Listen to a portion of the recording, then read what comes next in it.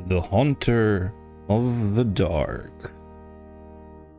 Dedicated to Robert Bloch. I have seen the dark universe yawning, where the black planets roll without aim, where they roll in their horror unheeded, without knowledge or luster or name.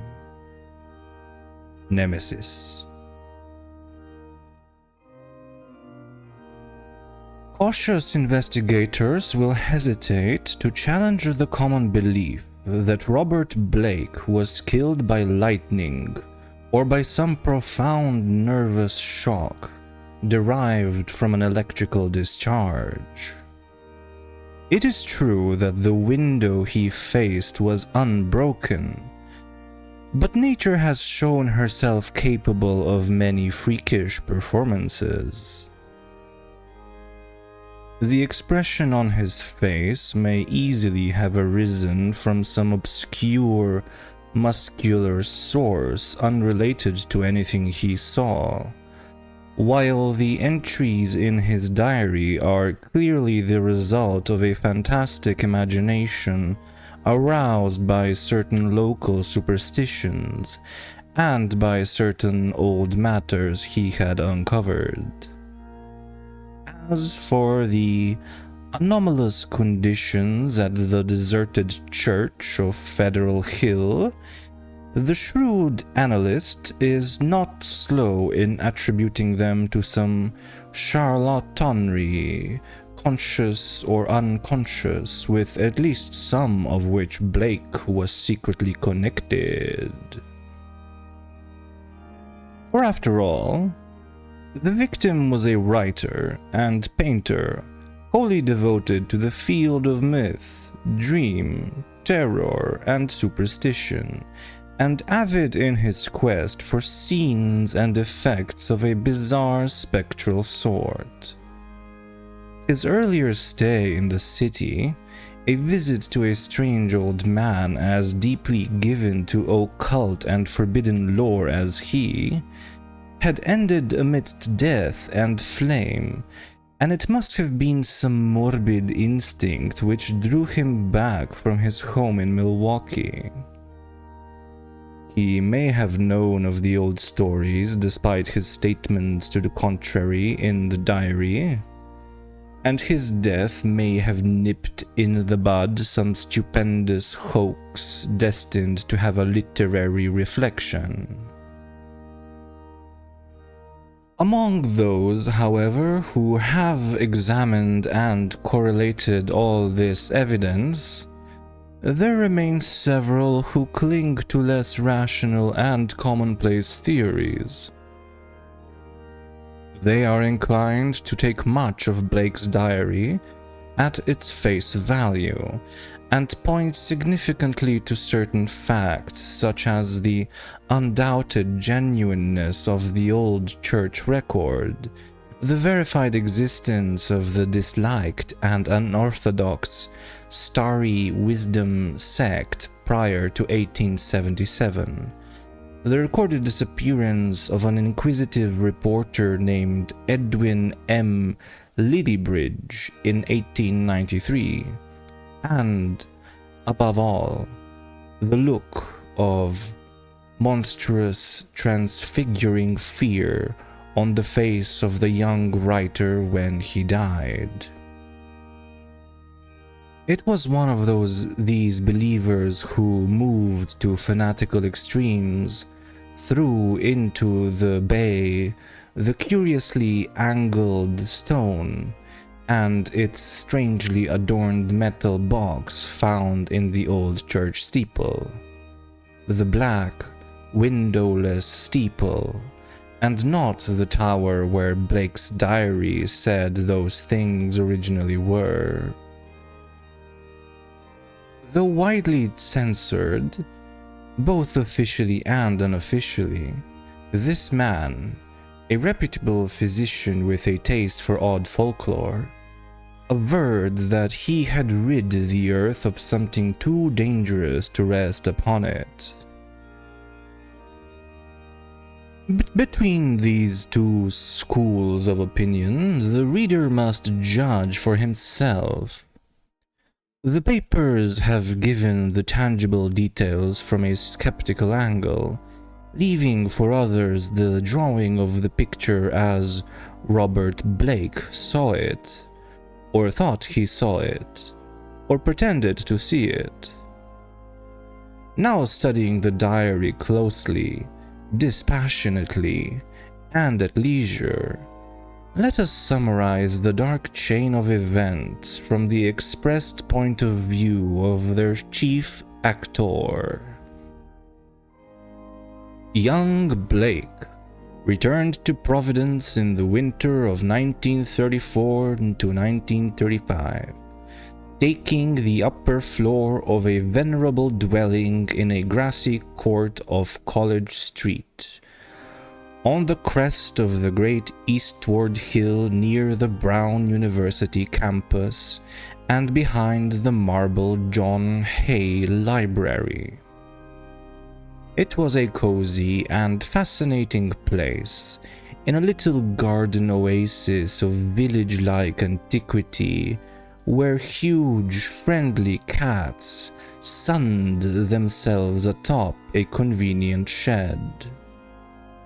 The square Georgian house had a monitor roof, classic doorway, with fan carving, small paned windows, and all the other earmarks of early 19th century workmanship. Inside were 6-paneled doors, wide floorboards, a curving colonial staircase, white Adam period mantels, and a rear set of rooms 3 steps below the general level. Blake's study, a large southwest chamber, overlooked the front garden on one side, while its west windows, before one of which he had his desk, faced off from the brow of the hill and commanded a splendid view of the lower town's outspread roofs, and of the mystical sunsets that flamed behind them. On the far horizon were the open countryside's purple slopes. Against these, some 2 miles away, rose the spectral hump of Federal Hill, bristling with huddled roofs and steeples whose remote outlines wavered mysteriously, taking fantastic forms as the smoke of the city swirled up and enmeshed them. Blake had a curious sense that he was looking upon some unknown, ethereal world which might, or might not, vanish in dream if he ever tried to seek it out and enter it in person. Having sent home for most of his books, Blake bought some antique furniture suitable to his quarters and settled down to write and paint, living alone and attending to the simple housework himself. His studio was in a north attic room, where the panes of the monitor roof furnished admirable lighting. During that first winter, he produced 5 of his best-known short stories. The Burrower Beneath, The Stairs in the Crypt, Shagai, In the Vale of Punath, and The Feaster from the Stars, and painted 7 canvases, studies of nameless unhuman monsters and profoundly alien non-terrestrial landscapes. At sunset would often sit at his desk and gaze dreamily off at the outspread west, the dark towers of Memorial Hall just below, the Georgian courthouse belfry, the lofty pinnacles of the downtown section, and that shimmering spire-crowned mound in the distance, whose unknown streets and labyrinthine gables so potently provoked his fancy. From his few local acquaintances, he learned that the far-off slope was a vast Italian quarter, though most of the houses were remnant of older Yankee and Irish days. Now and then he would train his field glasses on that spectral, unreachable world beyond the curling smoke, picking out individual roofs and chimneys and steeples, and speculating upon the bizarre and curious mysteries they might house. Even with optical aid, Federal Hill seemed somehow alien, half fabulous and linked to the unreal, intangible marvels of Blake's own tales and pictures. The feeling would persist long after the hill had faded into the violet, lamp-starred twilight, and the courthouse floodlights and the red industrial trust beacon had blazed up to make the night grotesque. Of all the distant objects on Federal Hill, a certain huge, dark church most fascinated Blake. It stood out with especial distinctness at certain hours of the day, and at sunset the great tower and tapering steeple loomed blackly against the flaming sky. It seemed to rest on especially high ground, for the grimy facade and the obliquely seen north side with sloping roof and the tops of great pointed windows rose boldly above the tangle of surrounding ridgepoles and chimney pots. Peculiarly grim and austere, it appeared to be built of stone, stained and weathered with the smoke and storms of a century and more.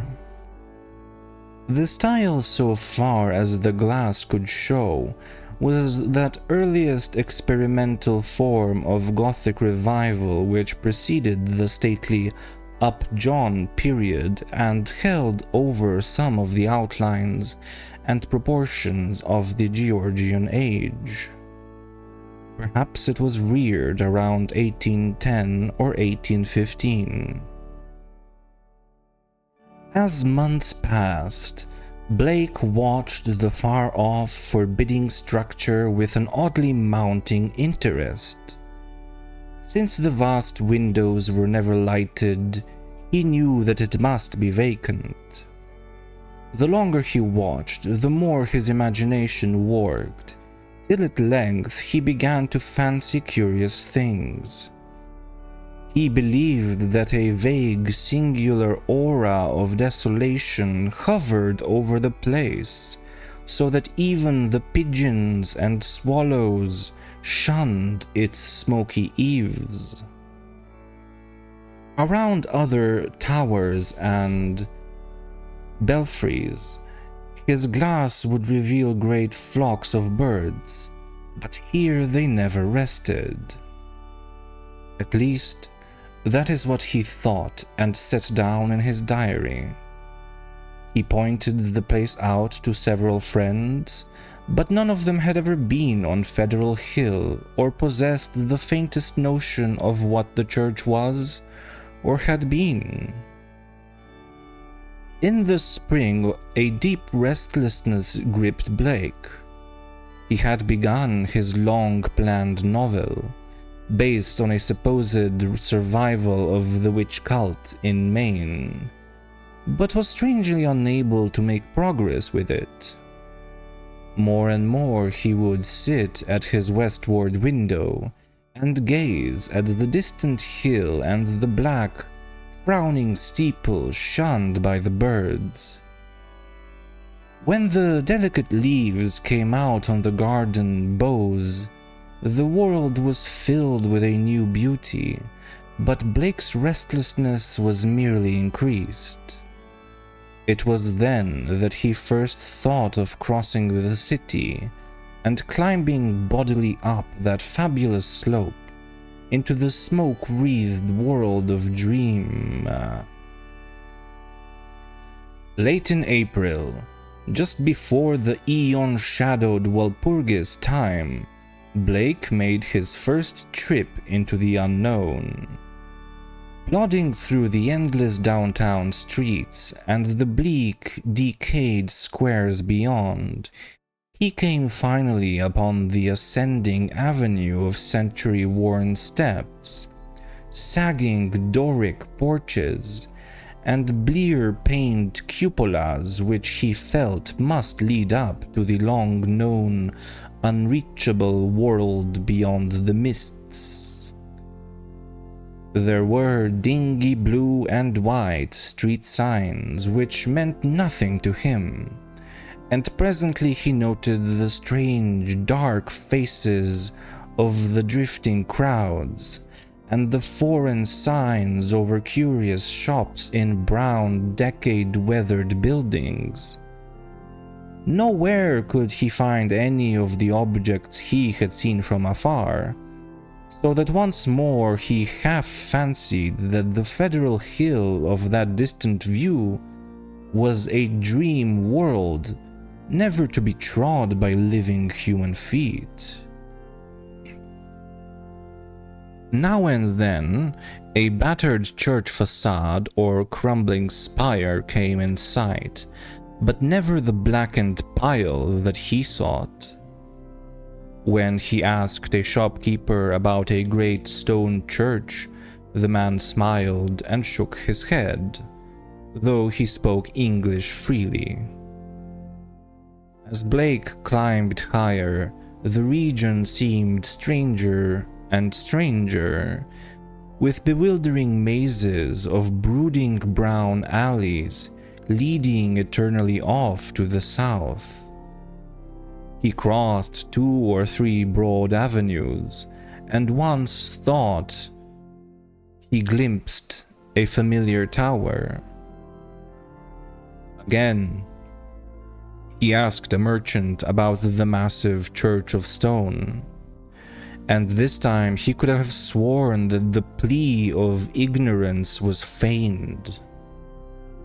The dark man's face had a look of fear which he tried to hide, and Blake saw him make a curious sign with his right hand. Then suddenly, a black spire stood out against the cloudy sky on his left, above the tiers of brown roofs lining the tangled southerly alleys. Blake knew at once what it was, and plunged toward it through the squalid, unpaved lanes that climbed from the avenue. Twice he lost his way, but he somehow dared not ask any of the patriarchs or housewives who sat on their doorsteps, or any of the children who shouted and played in the mud of the shadowy lanes. At last, he saw the tower plain against the southwest, and a huge stone bulk rose darkly at the end of an alley. Presently he stood in a wind-swept open square, quaintly cobblestoned, with a high bank wall on the farther side. This was the end of his quest, for upon the wide, iron-railed, weed-grown plateau which the wall supported, a separate, lesser world raised fully 6 feet above the surrounding streets. There stood a grim, titan bulk, whose identity, despite Blake's new perspective, was beyond dispute. The vacant church was in a state of great decrepitude. Some of the high stone buttresses had fallen, and several delicate finials lay half lost among the brown neglected weeds and grasses. The sooty Gothic windows were largely unbroken, though many of the stone mullions were missing. Blake wondered how the obscurely painted panes could have survived so well, in view of the known habits of small boys the world over. The massive doors were intact and tightly closed.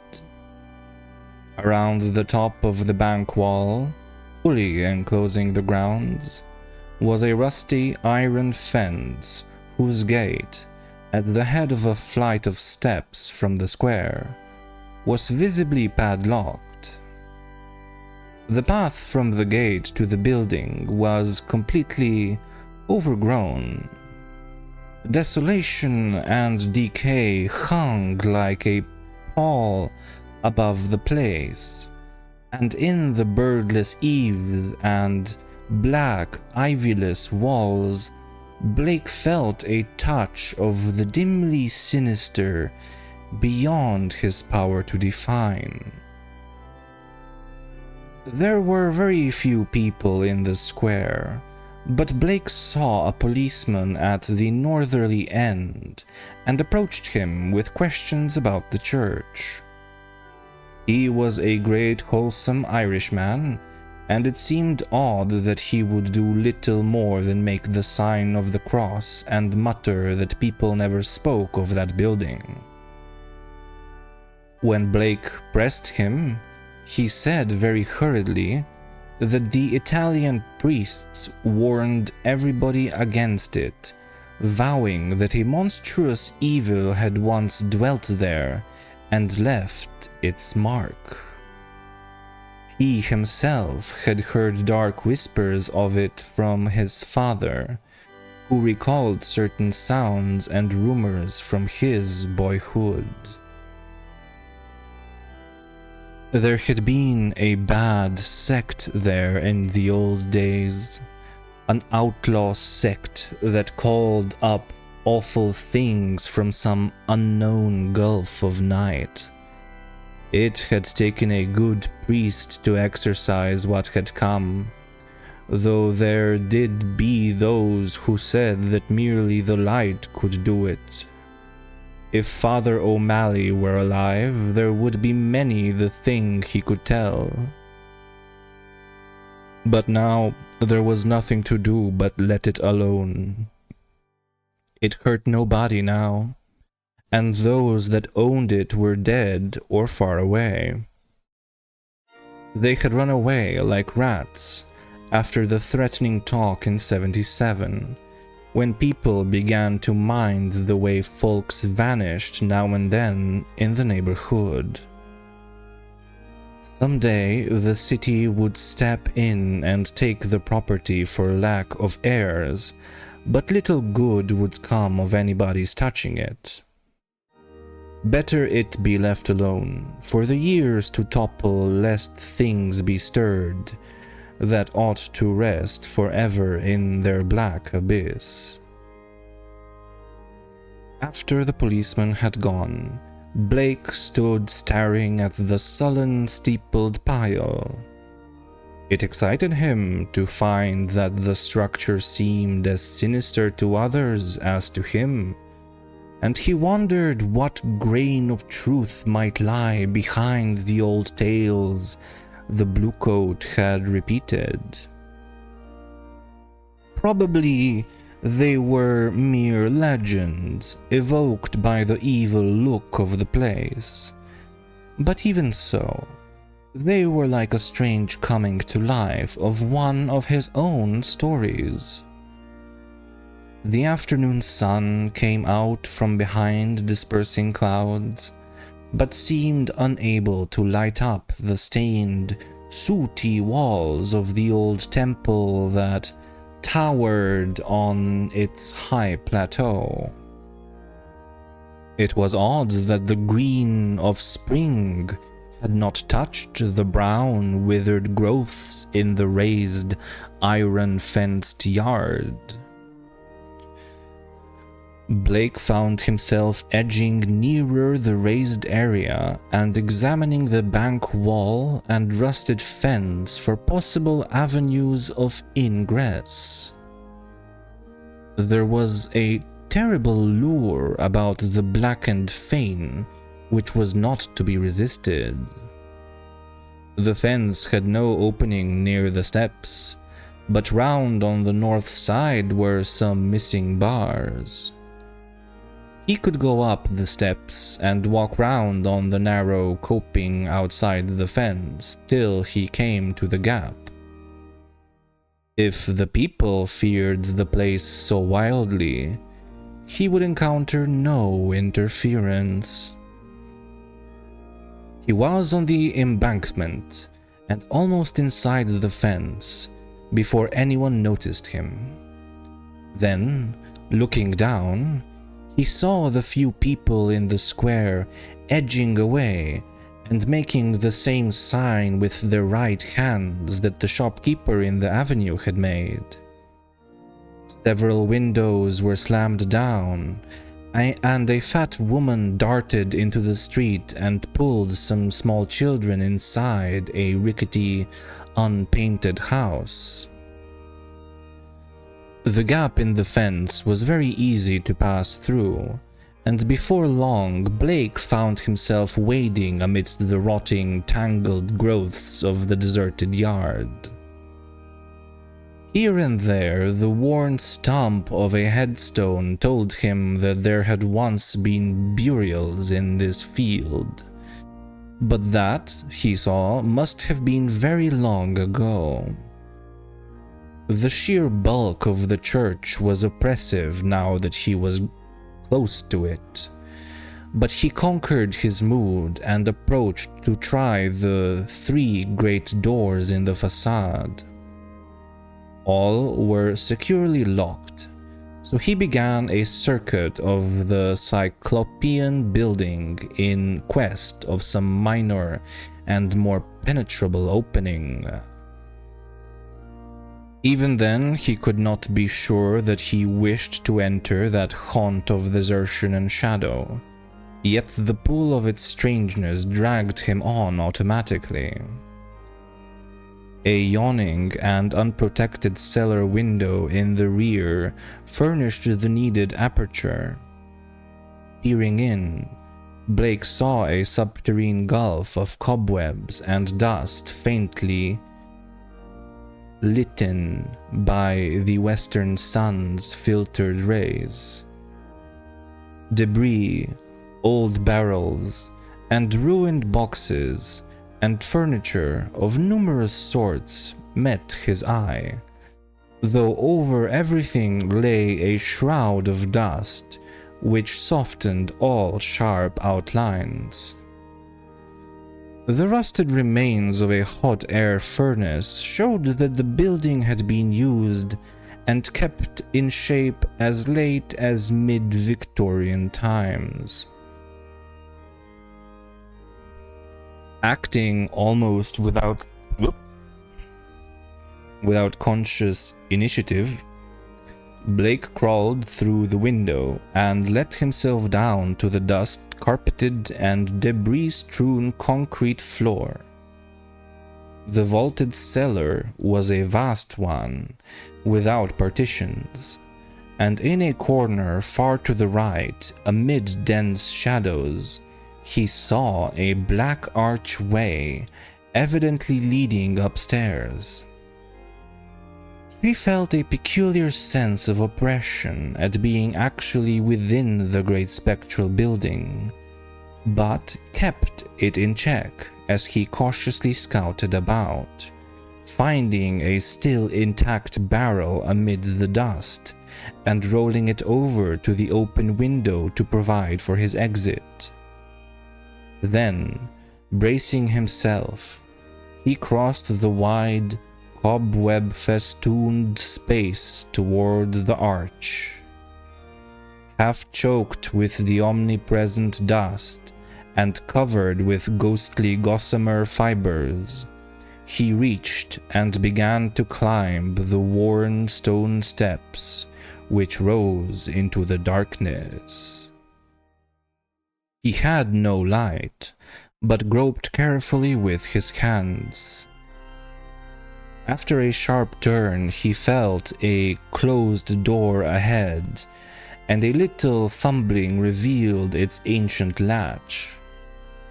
It opened inward, and beyond it, he saw a dimly illuminated corridor lined with worm-eaten paneling. Once on the ground floor, Blake began exploring in a rapid fashion. All the inner doors were unlocked, so that he freely passed from room to room. The colossal nave was an almost eldritch place with its drifts and mountains of dust over box pews, altar, hourglass pulpit, and sounding board, and its titanic ropes of cobweb stretching among the pointed arches of the gallery and entwining the clustered Gothic columns.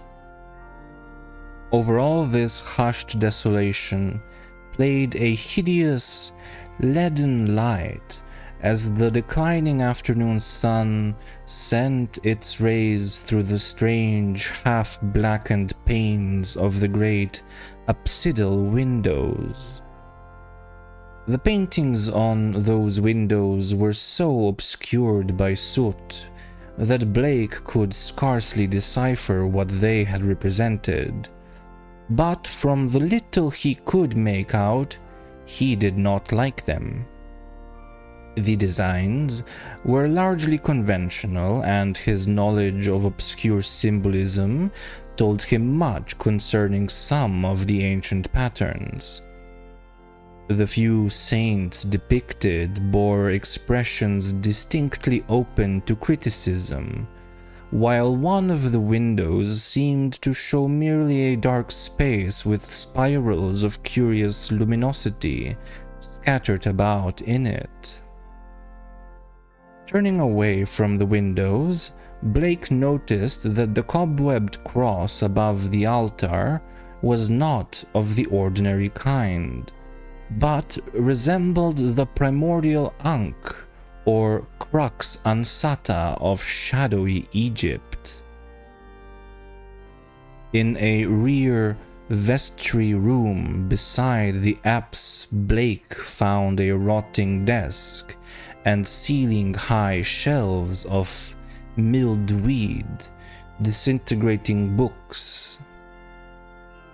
Here, for the first time, mildewed, disintegrating books.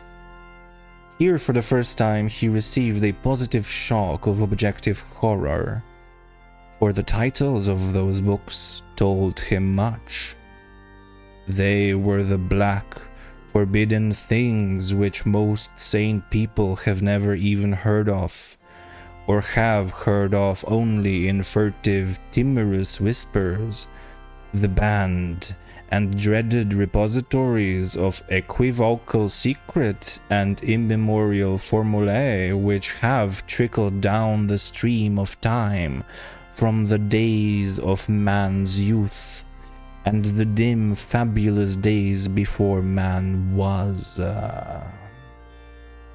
He had himself read many of them, a Latin version of the abhorred Necronomicon, the sinister Liber Ivonis, the infamous Cult de Ghoul of Comte d'Erlette, the Unsprechlichen Kulten of von Junst, and old Ludwig Prinz Hellish de Vermi Mysteries. But there were others he had known merely by reputation, or not at all. The Pnakotic manuscripts, the Book of Xian, and a crumbling volume in wholly unidentifiable characters, yet with certain symbols and diagrams shudderingly recognizable to the occult student. Clearly, the lingering local rumors had not lied. This place had once been the seat of an evil older than mankind and wider than the known universe. In the ruined desk was a small, leather-bound record book filled with entries in some odd cryptographic medium. The manuscript writing consisted of the common traditional symbols used today in astronomy and anciently in alchemy, astrology, and other dubious arts. The devices of the sun, moon, planets, aspects, and zodiacal signs. Here massed in solid pages of text, with divisions and paragraphings, suggested that each symbol answered to some alphabetical letter. In the hope of later solving the cryptogram, Blake bore off this volume in his coat pocket. Many of the great tomes on the shelves fascinated him unutterably, and he felt tempted to borrow them at some later time. He wondered how they could have remained undisturbed so long. Was he the first to conquer the clutching, pervasive fear which had for nearly 60 years protected this deserted place from visitors? Having now thoroughly explored the ground floor, Blake plowed again through the dust of the spectral nave to the front vestibule, where he had seen a door and staircase, presumably leading up to the blackened tower and steeple, objects so long familiar to him at a distance. The ascent was a choking experience, for dust lay thick, while the spiders had done their worst in this constricted place. The staircase was a spiral with high, narrow wooden treads, and now and then Blake passed a clouded window, looking dizzily out over the city. Though he had seen no ropes below, he expected to find a bell or peal of bells in the tower whose narrow, louver-boarded lancet windows his field glass had studied so often. Here he was doomed to disappointment, for when he attained the top of the stairs, he found the tower chamber vacant of chimes and clearly devoted to vastly different purposes. The room, about 15 feet square, was faintly lighted by 4 lancer windows, one on each side, which were glazed within their screening of decayed louver boards. These had been further fitted with tight, opaque screens, but the latter were now largely rotted away. In the center of the dust-laden floor rose a curiously angled stone pillar, some 4 feet in height and 2 in average diameter, covered on each side with bizarre, crudely incised and wholly unrecognizable hieroglyphs. On this pillar rested a metal box of peculiarly asymmetrical form, its hinged lid thrown back, and its interior holding what looked beneath the decade-deep dust to be an egg-shaped or irregularly spherical object some 4 inches through. Around the pillar, in a rough circle, were 7 high-backed Gothic chairs, still largely intact, while behind them, ranging along the dark paneled walls, were 7 colossal images of crumbling, black-painted plaster, resembling more than anything else the cryptic carven megaliths of mysterious Easter Island. In one corner of the cobwebbed chamber, a ladder was built into the wall, leading up to the closed trapdoor of the windowless steeple above. As Blake grew accustomed to the feeble light, he noticed odd bas-reliefs on the strange open box of yellowish metal. Approaching, he tried to clear the dust away with his hands and handkerchief, and saw that the figurines were of a monstrous and utterly alien kind, depicting entities which, though seemingly alive, resembled no known life form ever evolved on this planet. The 4-inch seeming sphere turned out to be a nearly black, red striated polyhedron with many irregular flat surfaces, either a very remarkable crystal of some sort, or an artificial object of carved and highly polished mineral matter. It did not touch the bottom of the box, but was held suspended by means of a metal band around its center, with 7 queerly designed supports extending horizontally to angles of the box's inner wall near the top. This stone, once exposed, exerted upon Blake an almost alarming fascination. He could scarcely tear his eyes from it, and as he looked at its glistening surfaces, he almost fancied it was transparent, with half-formed worlds of wonder within. Into his mind floated pictures of alien orbs with great stone towers, and other orbs with Titan mountains and no mark of life, and still remoter spaces where only a stirring in vague blacknesses told of the presence of consciousness and will. When he did look away, it was to notice a somewhat singular mound of dust in the far corner near the ladder to the steeple.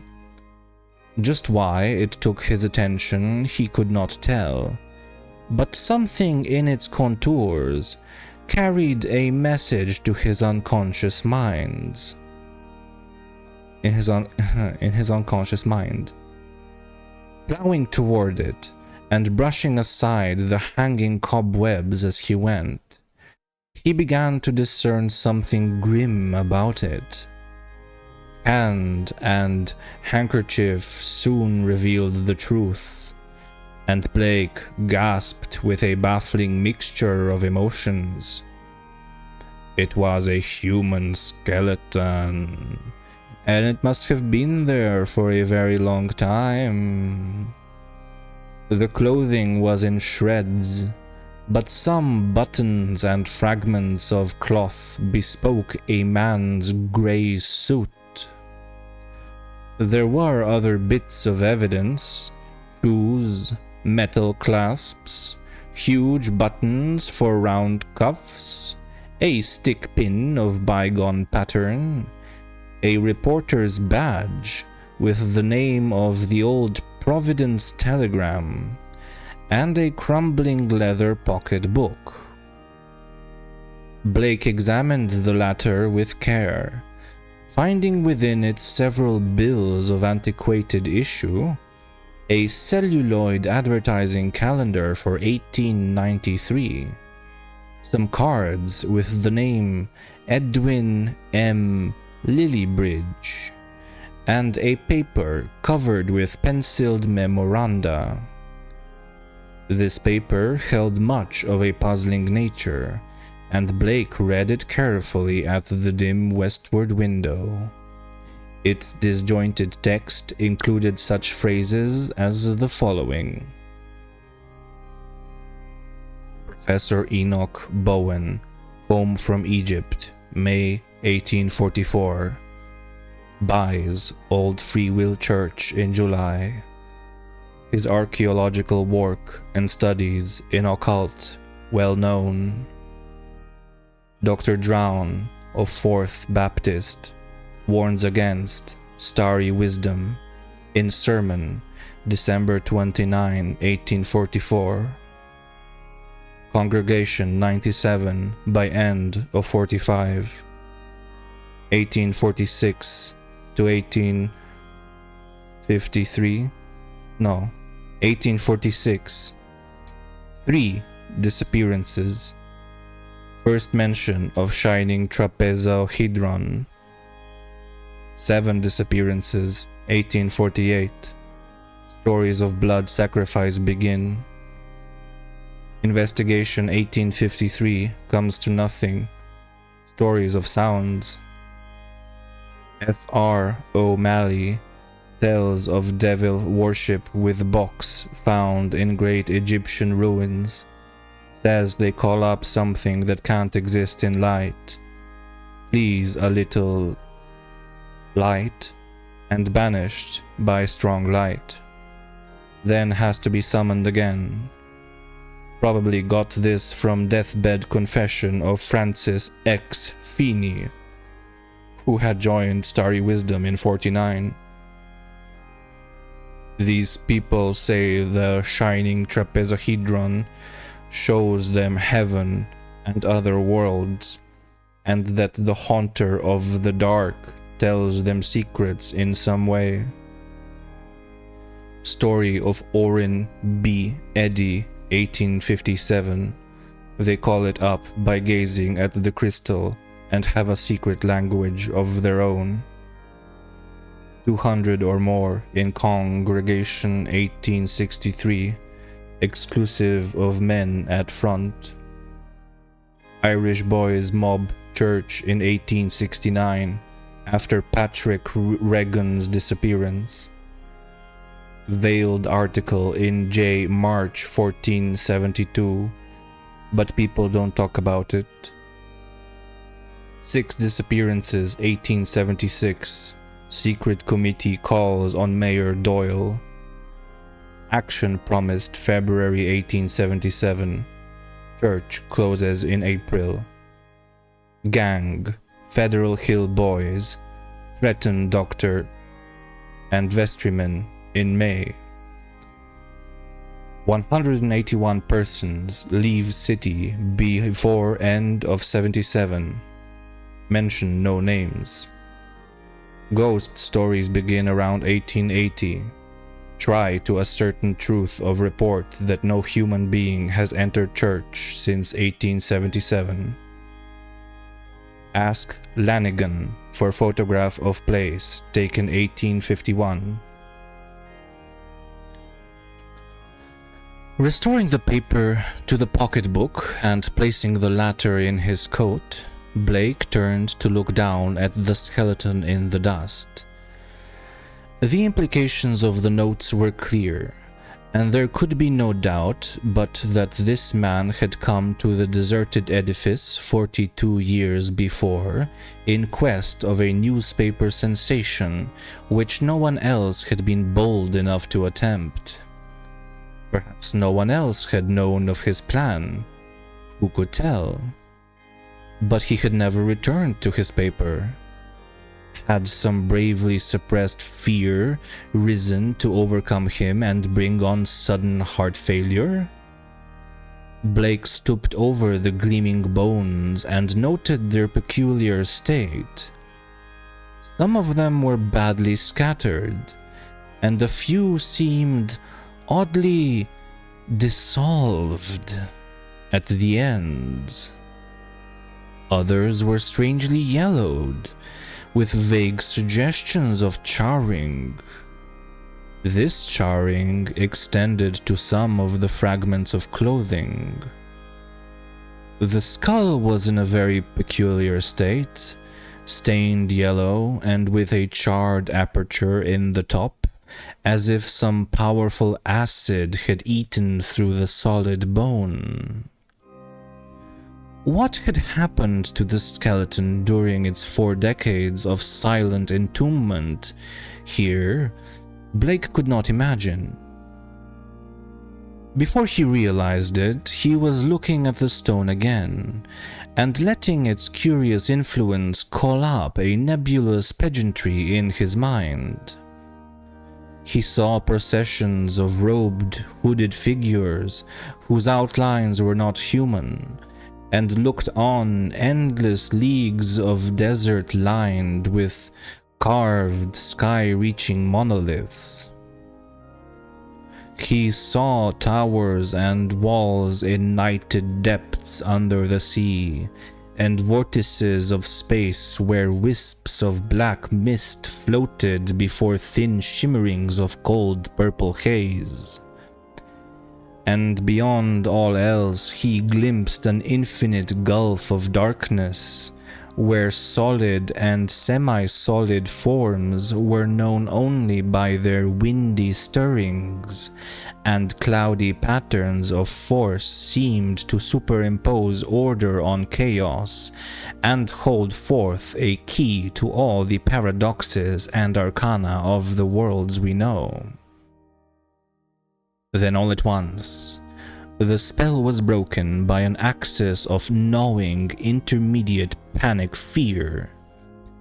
Blake choked and turned away from the stone, conscious of some formless alien presence close to him and watching him with horrible intentness. He felt entangled with something which was not in the stone, but which had looked through it at him, something which would ceaselessly follow him with a cognition that was not physical sight. Plainly, the place was getting on his nerves, as well it might in view of his gruesome find. The light was waning too, and since he had no illuminant with him, he knew he would have to be leaving soon. It was then, in the gathering twilight, that he thought he saw a faint trace of luminosity in the crazily angled stone. He had tried to look away from it, but some obscure compulsion drew his eyes back. Was there a subtle phosphorescence of radioactivity about the thing? What was it that the dead man's notes had said concerning a shining trapezohedron?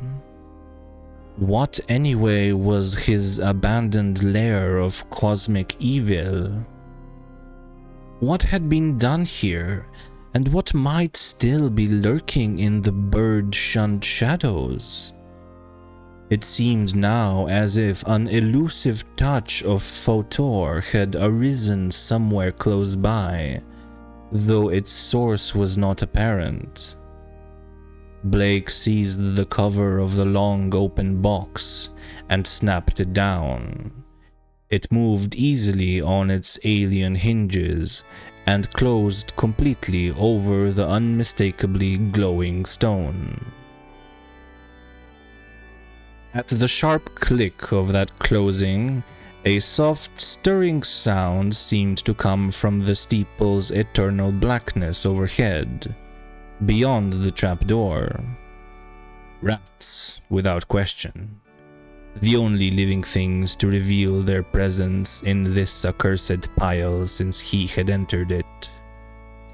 And yet, that stirring in the steeple frightened him horribly, so that he plunged almost wildly down the spiral stairs, across the ghoulish nave, into the vaulted basement, out amidst the gathering dusk of the deserted square, and down through the teeming, fear-haunted alleys and avenues of Federal Hill, towards the sane central streets and the home-like brick sidewalks of the college district.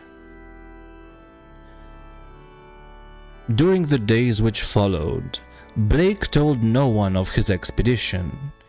Instead, he read much in certain books, examined long years of newspaper files downtown, and worked feverishly at the cryptogram in that leather volume from the cobwebbed vestry room. The cipher, he soon saw, was no simple one, and after a long period of endeavor, he felt sure that its language could not be English, Latin, Greek, French, Spanish, Italian, or German. Evidently, he would have to draw upon the deepest wells of his strange erudition.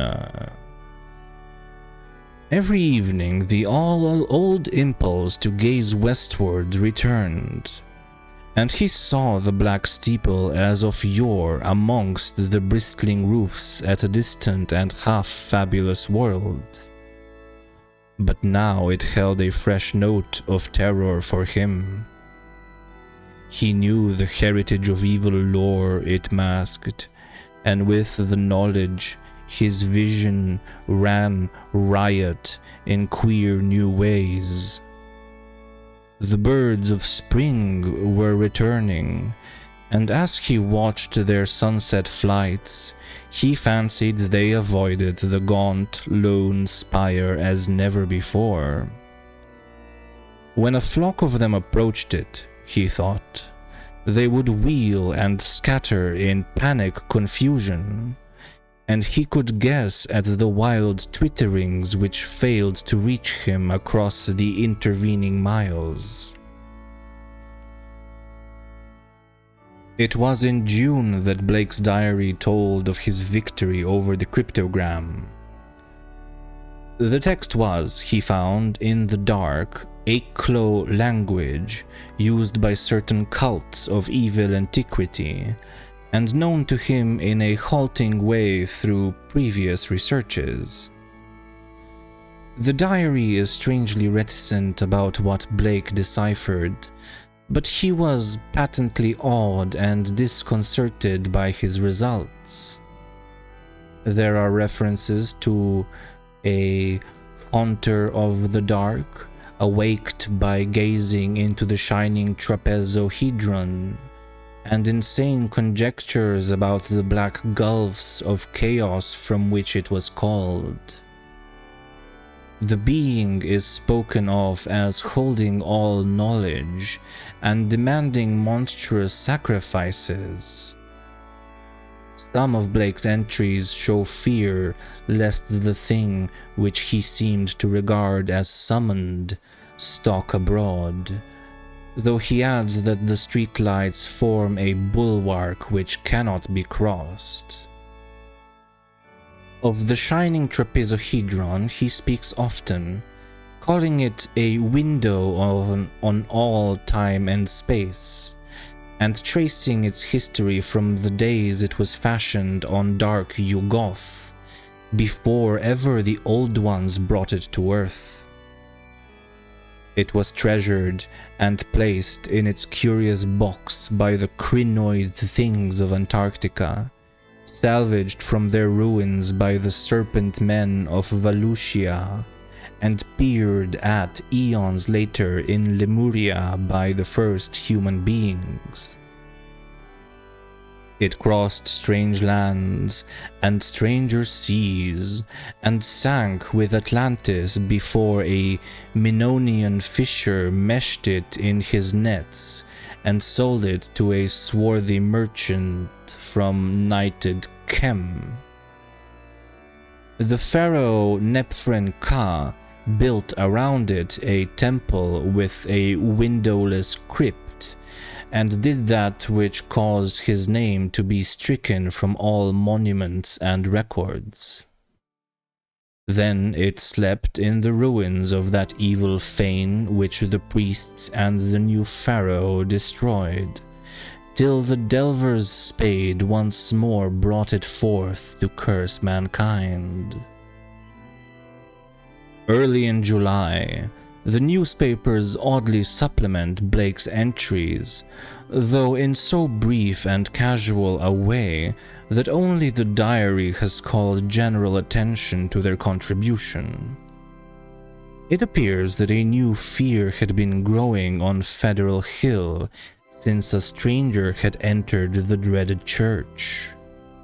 The Italians whispered of unaccustomed stirrings and bumpings and scrapings in the dark windowless steeple, and called on their priests to banish an entity which haunted their dreams. Something, they said, was constantly watching at a door to see if it were dark enough to venture forth. Press items mentioned the long-standing local superstitions, but failed to shed much light on the earlier background of the horror. It was obvious that the young reporters of today are no antiquarians. In writing of these things in his diary, Blake expresses a curious kind of remorse and talks of the duty of burying the shining trapezohedron and of banishing what he had evoked by letting daylight into the hideous, jutting spire. At the same time, however, he displays the dangerous extent of his fascination and admits a morbid longing, pervading even his dreams, to visit the accursed tower and gaze again into the cosmic secrets of the glowing stone. Then something in the journal on the morning of July 17 threw the diarist into a veritable fever of horror. It was only a variant of the other half-humorous items about the Federal Hill restlessness, but to Blake it was somehow very terrible indeed. In the night, a thunderstorm had put the city's lighting system out of commission for a full hour, and in that black interval, the Italians had nearly gone mad with fright. Those living near the dreaded church had sworn that the thing in the steeple had taken advantage of the street lamp's absence and gone down into the body of the church, flopping and bumping around in a vicious, altogether dreadful way. Towards the last, it had bumped up to the tower, where there were sounds of the shattering of glass. It could go wherever the darkness reached, but light would always send it fleeing. When the current blazed on again, there had been a shocking commotion in the tower, for even the feeble light trickling through the grime-blackened, louver-boarded windows was too much for the thing. It had bumped and slithered up into its tenebrous steeple just in time, for a long dose of flight would have sent it back into the abyss whence the crazy stranger had called it. During the dark hour, praying crowds had clustered round the church in the rain, with lighted candles and lamps somehow shielded with folded paper and umbrellas. A guard of light to save the city from the nightmare that stalks in darkness. Once, those nearest the church declared, the outer door had rattled hideously. But even this was not the worst.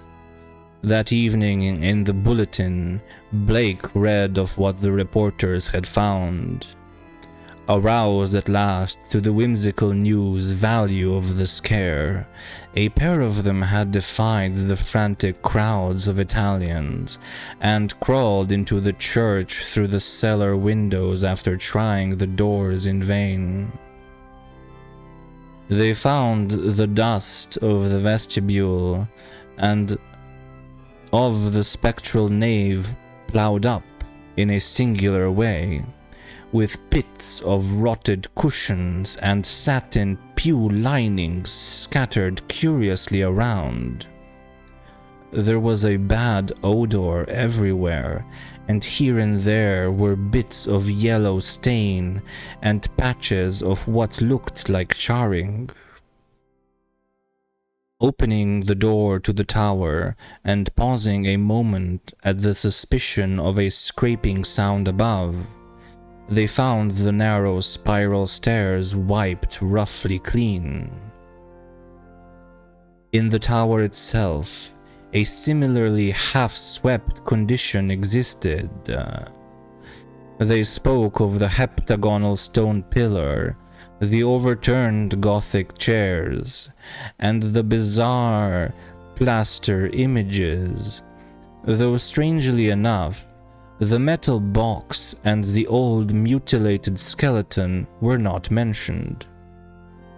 What disturbed Blake the most, except for the hints of stains and charring and bad odors, was that final detail that explained the crashing glass.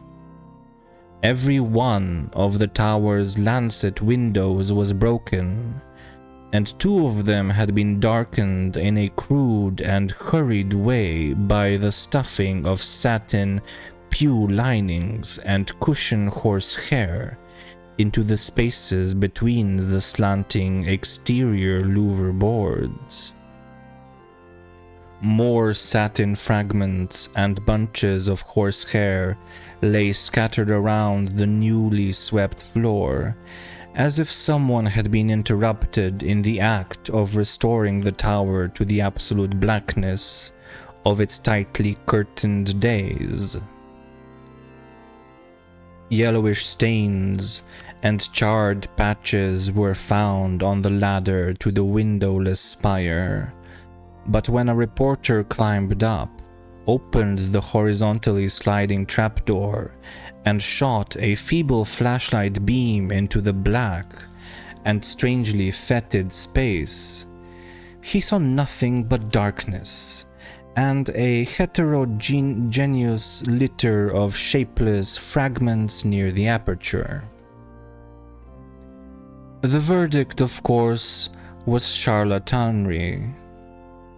Someone had played a joke on the superstitious hill dwellers, or else some fanatic had striven to bolster up their fears for their own supposed good.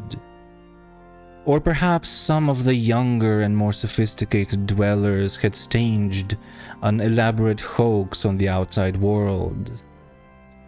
There was an amusing aftermath when the police sent an officer to verify the reports. 3 men in succession found ways of evading the assignment, and the 4th went very reluctantly and returned very soon without adding to the account given by the reporters. From this point onwards, Blake's diary shows a mounting tide of insidious horror and nervous apprehension. He upbraids himself for not doing something and speculates wildly on the consequences of another electrical breakdown. It has been verified that on 3 occasions, during thunderstorms, he telephoned the electric light company in a frantic vein and asked that desperate precautions against a lapse of power be taken.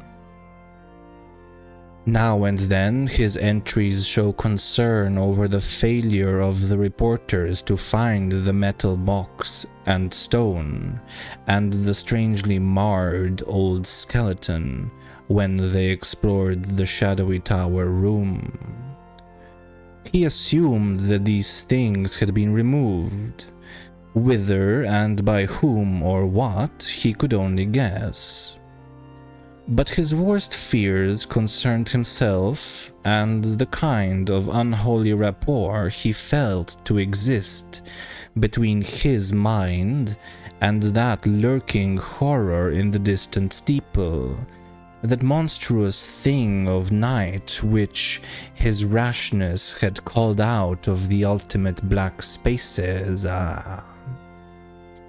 He seemed to feel a constant tugging at his will, and callers of that period remembered how he would sit abstractedly at his desk and stare out of the west window at that far-off spire, bristling mound beyond the swirling smoke of the city. His entries dwell monotonously on certain terrible dreams, and of a strengthening of the unholy rapport in his sleep. There is mention of a night when he awakened to find himself fully dressed, outdoors, and headed automatically down College Hill towards the west. Again and again he dwells on the fact that the thing in the steeple knows where to find him. The week following July 30 is recalled as the time of Blake's partial breakdown. He did not dress and ordered all his food by telephone. Visitors remarked the cords he kept near his bed, and he said that sleepwalking had forced him to bind his ankles every night with knots which would probably hold or else waken him with the labor of untying. In his diary, he told of the hideous experience which had brought the collapse. After retiring on the night of the 30th, he had suddenly found himself groping about in an almost black space. All he could see were short, faint, horizontal streaks of bluish light, but he could smell an overpowering fetor and hear a curious jumble of soft, furtive sounds above him. Whenever he moved, he stumbled over something, and at each noise there would come a sort of answering sound from above, a vague stirring, mixed with the cautious sliding of wood on wood. Once his groping hands encountered a pillar of stone with a vacant top, whilst later he found himself clutching the rungs of a ladder built into the wall, and fumbling his uncertain way upwards towards some region of intenser stench, where a hot, searing blast beat down against him. Before his eyes, a kaleidoscopic range of phantasmal images played, all of them dissolving at intervals into the picture of a vast, unplumbed abyss of night, wherein whirled suns and worlds of an even profounder blackness. He thought of the ancient legends of ultimate chaos, at whose center sprawls the blind idiot god Azathoth, lord of all things, encircled by his flopping horde of mindless and amorphous dancers, and lulled by the thin monotonous piping of a demonic flute held in nameless paws. Then a sharp report from the outer world broke through his stupor and roused him to the unutterable horror of his position.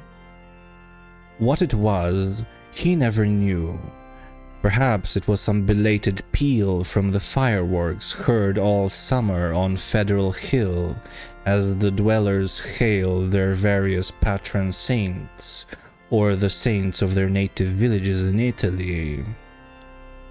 In any event, he shrieked aloud, dropped frantically from the ladder, and stumbled blindly across the obstructed floor of the almost lightless chamber that encompassed him. He knew instantly where he was, and plunged recklessly down the narrow spiral staircase, tripping and bruising himself at every turn.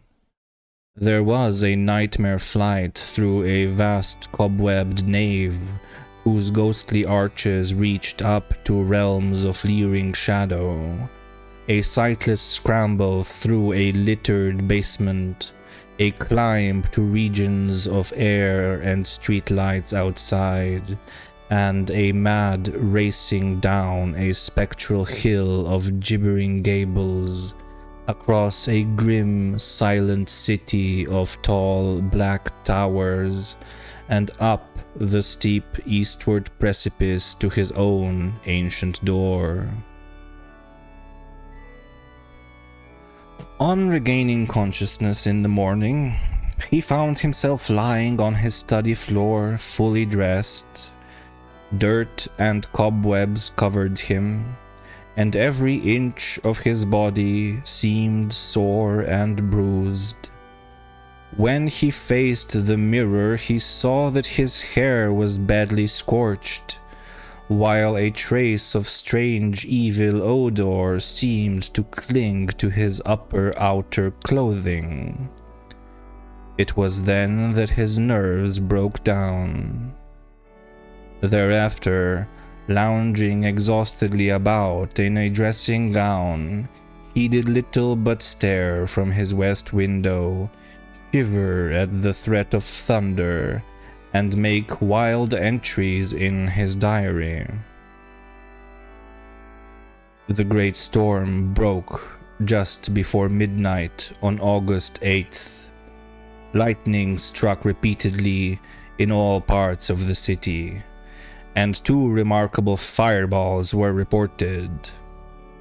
The rain was torrential, while a constant fusillade of thunder brought sleeplessness to thousands. Blake was utterly frantic in his fear for the lighting system, and tried to telephone the company around 1 a.m., though by that time service had been temporarily cut off in the interests of safety. He recorded everything in his diary, the large, nervous, and often undecipherable hieroglyphs telling their own dark story of growing frenzy and despair, and of entries scrawled blindly in the dark. He had to keep the house dark in order to see out of the window, and it appears that most of his time was spent at his desk, peering anxiously through the rain across the glistening miles of downtown roofs at the constellation of distant lights marking Federal Hill. Now and then he would fumblingly make an entry in his diary, so that detached phrases such as, "The lights must not go. It knows where I am. I must destroy it," and "It is calling to me, but perhaps it means no injury this time," are found scattered down 2 of the pages.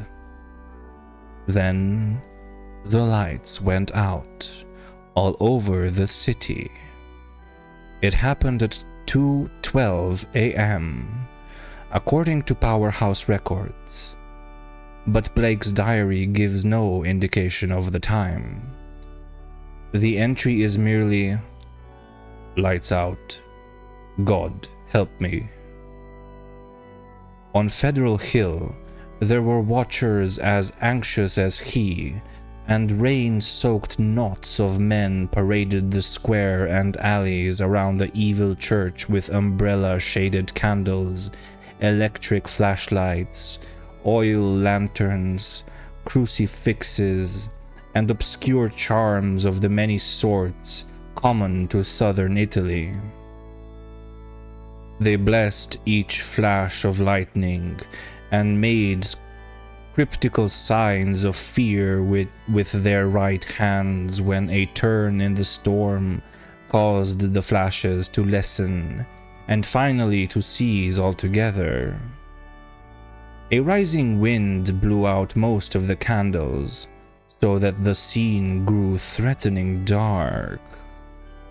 Someone roused Father Merluzzo of Spirito Santo Church, and as he hastened to the dismal square to pronounce whatever helpful syllables he could.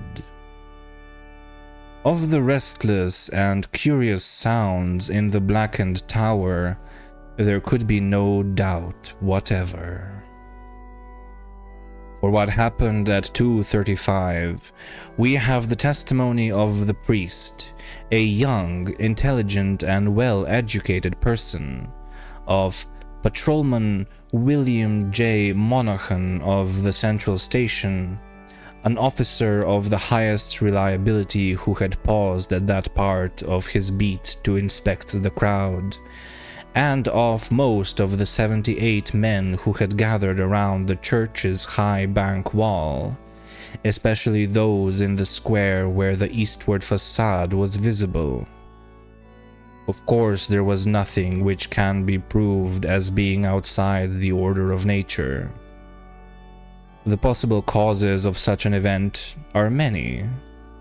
No one can speak with certainty of the obscure chemical processes arising in a vast, ancient, ill-aired, and long-deserted building of heterogeneous contents.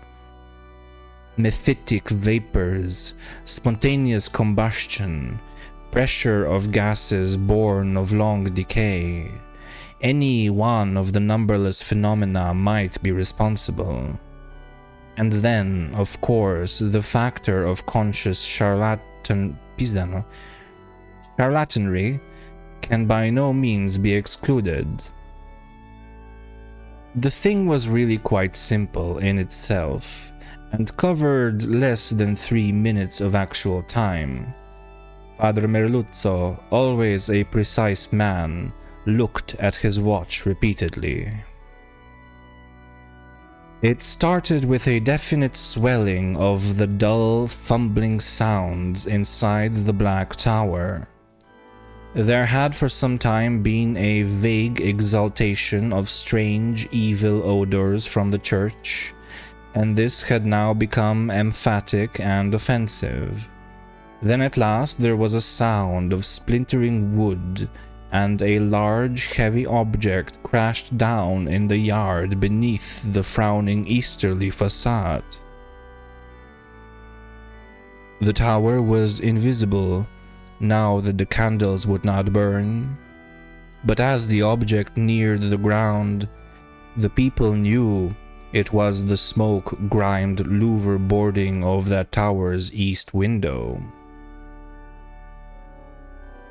Immediately afterwards, an utterly unbearable fetor welled forth from the unseen heights, choking and sickening the trembling watchers, and almost prostrating those in the square. At the same time, the air trembled with a vibration as of flapping wings, and a sudden east-blowing wind, more violent than any previous blast, snatched off the hats and wrenched the dripping umbrellas of the crowd. Nothing definite could be seen in the candleless night, though some upward-looking spectators thought they glimpsed a great spreading blur of denser blackness against the inky sky. Something like a formless cloud of smoke that shot with meteor-like speed towards the east. That was all. The watchers were half numbed with fright, awe, and discomfort, and scarcely knew what to do, or whether to do anything at all. Not knowing what had happened, they did not relax their vigil, and a moment later they sent up a prayer as a sharp flash of belated lightning, followed by an ear-splitting crash of sound, rent the flooded heavens. Half an hour later, the rain stopped, and in 15 minutes more, the streetlights sprang on again, sending the weary, bedraggled watchers relievedly back to their homes. The next day's papers gave these matters minor mention in connection with the general storm reports. It seems that the great lightning flash and deafening explosion which followed the Federal Hill occurrence were even more tremendous farther east, where a burst of the singular fetor was likewise noticed. The phenomenon was most marked over College Hill, where the crash awakened all the sleeping inhabitants and led to a bewildered round of speculations. Of those who were already awake, only a few saw the anomalous blaze of lights near the top of the hill, or noticed the inexplicable upward rush of air which almost stripped the leaves from the trees and blasted the plants in the gardens. It was agreed that the lone sudden lightning bolt must have struck somewhere in this neighborhood, though no trace of its striking could afterwards be found. A youth in the Tau Omega fraternity house thought he saw a grotesque and hideous mass of smoke in the air just as the preliminary flash burst, but his observation has not been verified. All of the few observers, however, agree as to the violent gust from the west, and the flood of intolerable stench which preceded the belated stroke, whilst evidence concerning the momentary burned odor after the stroke is equally general. These points were discussed very carefully because of their probable connection with the death of Robert Blake. Students in the Psi Delta house, whose upper rear windows looked into Blake's study, noticed the blurred white face at the westward window on the morning of the 9th, and wondered what was wrong with the expression. When they saw the same face in the same position that evening, they felt worried and watched for the lights to come up in his apartment. Later they rang the bell of the darkened flat and finally had a policeman force the door. The rigid body sat bolt upright at the desk by the window, and when the intruders saw the glassy, bulging eyes and the marks of stark, convulsive fright on the twisted features, they turned away in sickened dismay.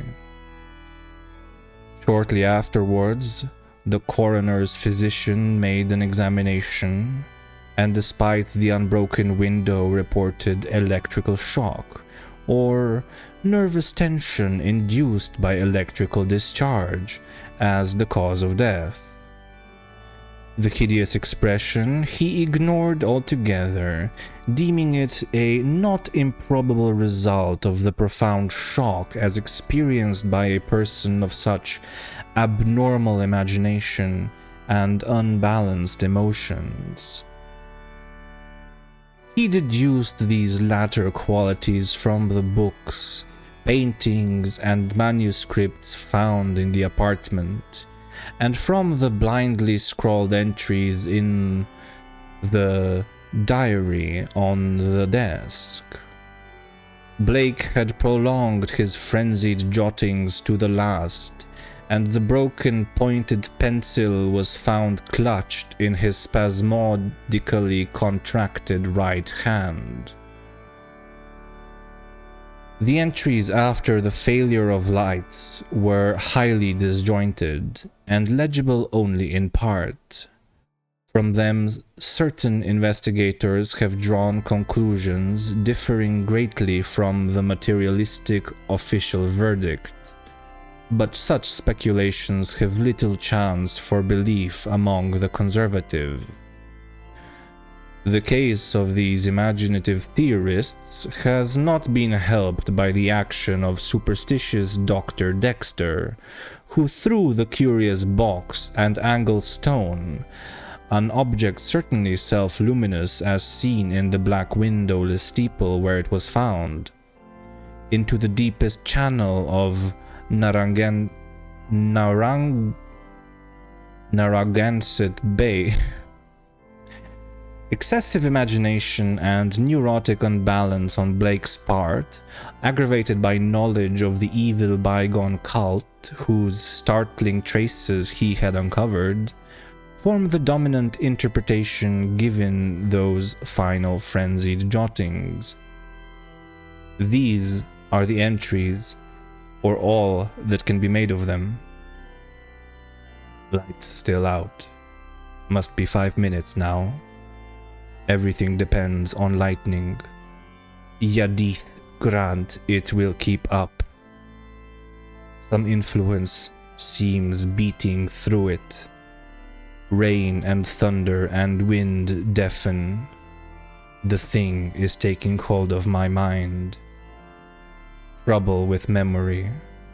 I see things I never knew before. Other worlds and other galaxies. Dark. The lightning seems dark, and the darkness seems light. It cannot be the real hill and church that I see in the pitch darkness. Must be retinal impressions left by flashes. Heaven grant the Italians are out with their candles if the lightning stops. What am I afraid of? Is it not an avatar of Nyarlathotep, who in antique and shadowy Kem even took the form of man? I remember Yugoth, and more distant Shagai, and the ultimate void of the black planets. The long, winging flight through the void cannot cross the universe of light, recreated by the thoughts caught in the shining trapezohedron. Send it through the horrible abysses of radiance. My name is Blake, Robert Harrison Blake, of 620 East Knapp Street, Milwaukee, Wisconsin. I am on this planet. Azathoth have mercy. The lightning no longer flashes. Horrible. I can see everything with a monstrous sense that is not sight. Light is dark, and dark is light. Those people on the hill, guard, candles and charms, their priests, sense of distance gone.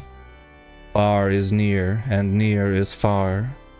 No light, no glass. See that steeple, that tower, window. Can hear Roderick Usher. Am mad or going mad. The thing is stirring and fumbling in the tower. I am it, and it is I.